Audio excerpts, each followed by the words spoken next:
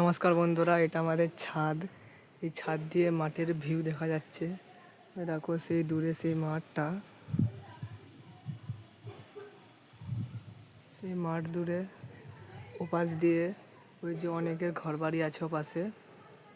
যে আমাদের ছাদটা এতটা বড় আছে, ওই যে সেই মন্দির।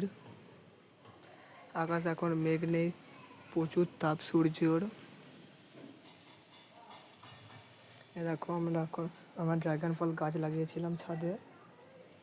গাছটা বলতে গেলে বড় হয়ে গেছে অনেকটাই। দেখো নিচের সেই রাস্তা।